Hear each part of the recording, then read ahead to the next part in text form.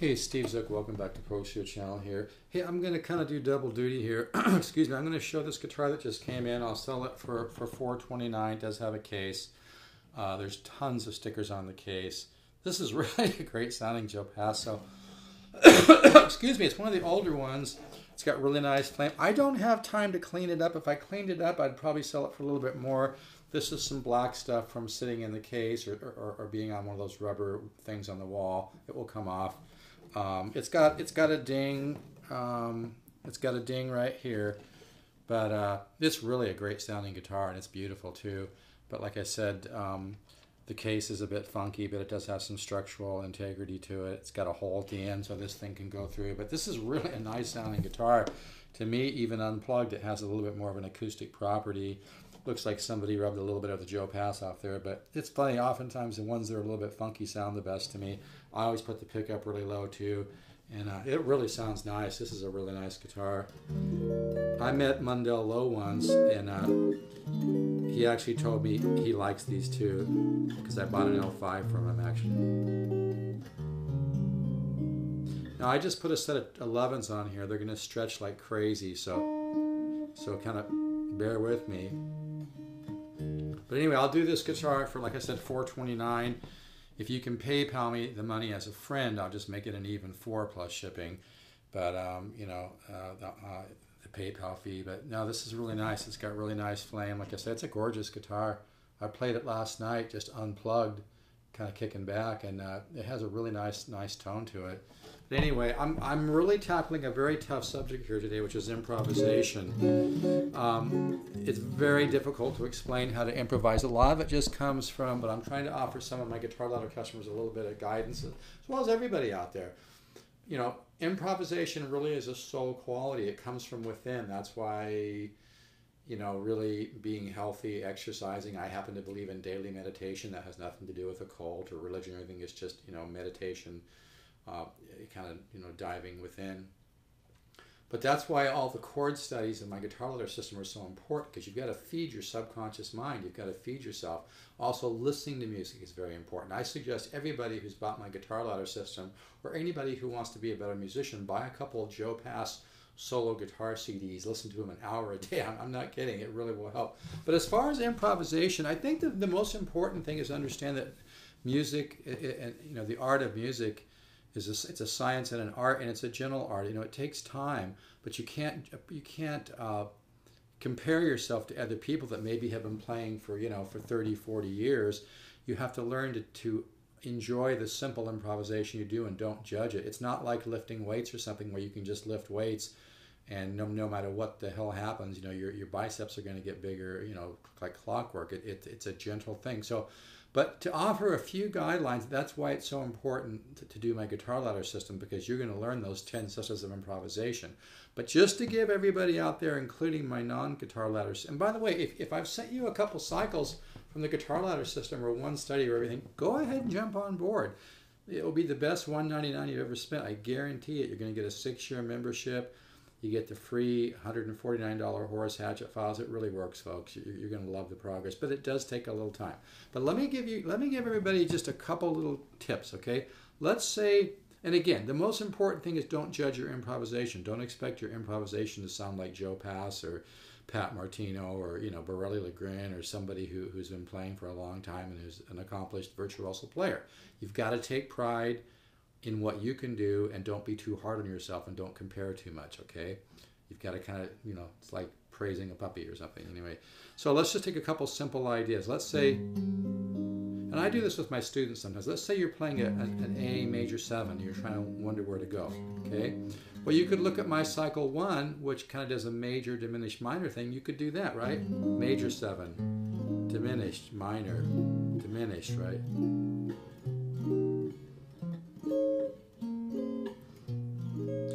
And by the way, like I said again, the improvisation could be this much. Okay, and then praise yourself about that. So you know, you can't. What I'm trying to say is don't be too hard on yourself. It's a tricky thing. That's why you need to spend a lot of time on my chord studies and really, you know, put in at least an hour a day doing all my chordal studies. But see, that was one example right there, right? So major 7, diminished, So I'm kind of I'm just kind of coming up on a bass line. So one way you could think about this is you just follow a bass line and you build a chord around that. See what I'm doing there? Okay.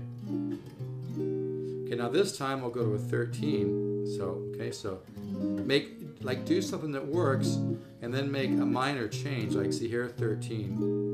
And then maybe I use that common tone. So common tone is another guideline you could use. For instance, if I'm doing this A major 7, I think this note here and I just move to another form that uses that same note. See that? Another form.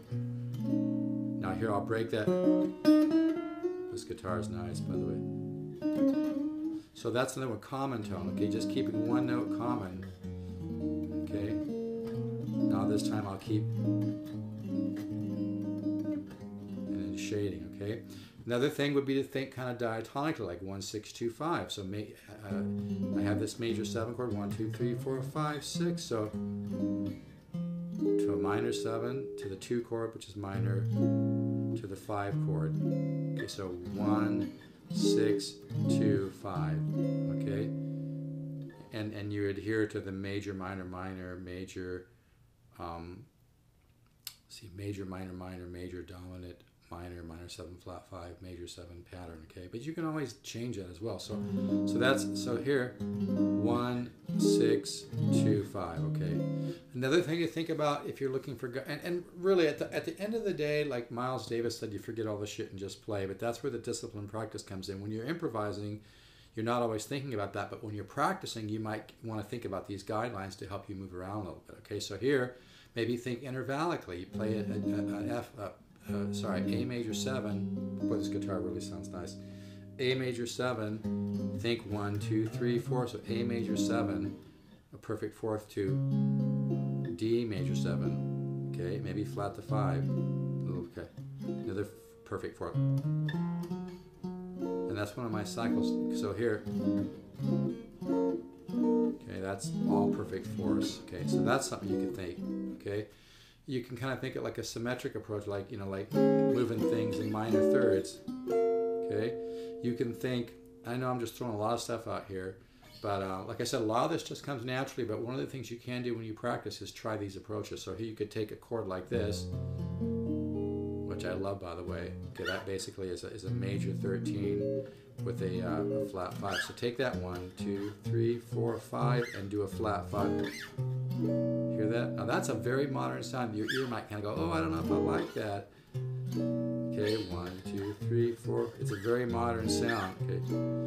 Also, chromatic improvisation, right? Moving chords chromatically. Okay. Maybe I move this major 13 flat 5 chromatically, and then I look at the top note and start. You go to another chord. Look at it like putting colors together on a picture. Okay. Okay. Now I'm just going to continue that note and then change chord there. Watch.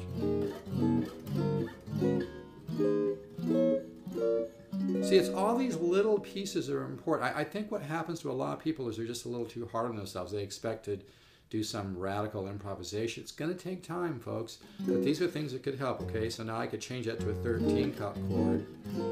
And then this. Then maybe go to a 4 chord. 4 chord. Okay, now I'm going to change that to a 13. Okay. So you can think that way. You can kind of take one note and then change the chord form around that. You could think you're just coming down one string and then changing. Okay. I know that may seem too simple, but it actually can give you some nice ideas. It's all about exposing yourself to these strings are stretching. This guitar is really nice. Somebody's gonna love this. So you can do that, okay? Like I said, the most important thing with improv is not to be so hard on yourself. Maybe just find a couple record yourself doing something like that. But the main thing is, like I said, you can look at the bass line. I can take a chord, come down the bass, So like I hit a chord, and then I move the bass down, and then form another chord around that. Okay. I could come to here, but I reposition that to here. Okay. Okay. So you can look at a flat 5 thing. Like I could go, and it's really important when you improvise too. Like I said, don't be afraid to play stuff that doesn't sound good, because when you, I know it may sound crazy, but when you play stuff that doesn't sound good, your mind's going to be kind of thinking about that later and think, gee, what could I do that might have. And you'll find as you improvise more, you'll learn to play stuff that's a little bit more outside, and your ear will appreciate it. And then you'll learn to resolve it a little more inside, and eventually, you know, outside becomes inside. I know it sounds like a paradox, but it is. Okay. So here, common tone, right? That note, right? And then maybe go to here. So you can think these different formulas, but really at the end of the day, it's about just doing a lot of. That's why the chord studies are so powerful in the guitar ladder system. Okay.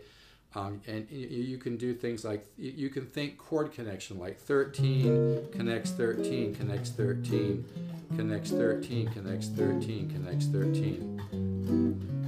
You just got to be patient though. This stuff takes time. Okay, so 13 connects 13, connects 13, connects 13, connects 13, connects 13, connects 13, flat 9, resolved a major 9/6 to the 7 on top.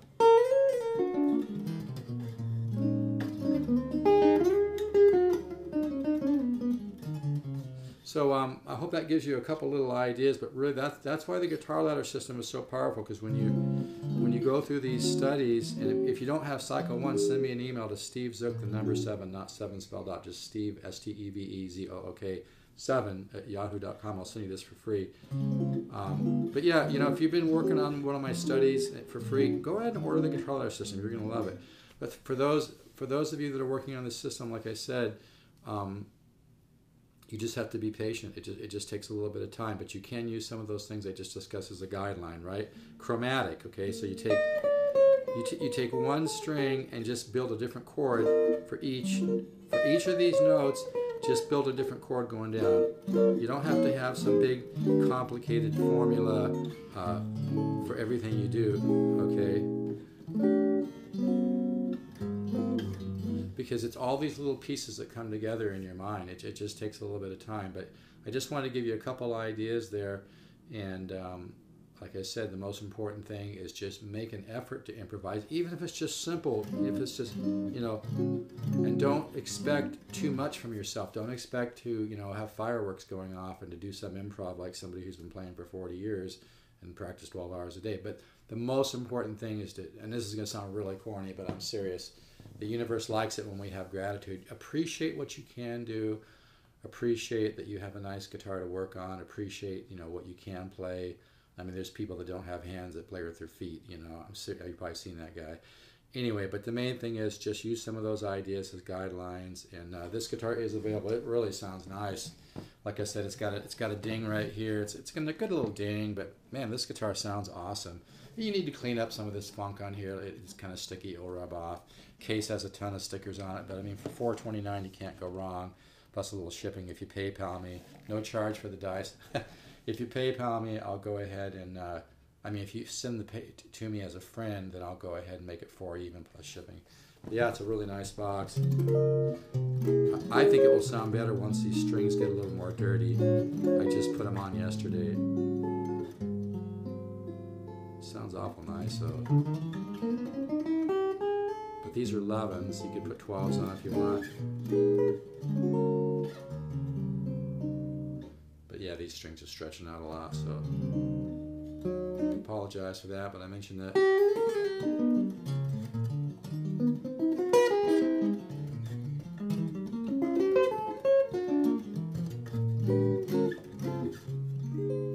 So if you're interested in the guitar, email me, Steve Zook, the number 7 at yahoo.com, or call me. I don't get really too many of these in. I don't really have time to chase guitars too much. I had a little time the other day, so I did, and I'm really glad I did. This is a really nice box. Really sounds good, and it's got a little bit more. It's an older one, you know, a little bit older one, and it's a lot of guitar for the money. All right, take care. If you're interested, call me. This is a sweetie. I wouldn't even mind keeping this, but I'll let it go. One of my students might buy it. Take care.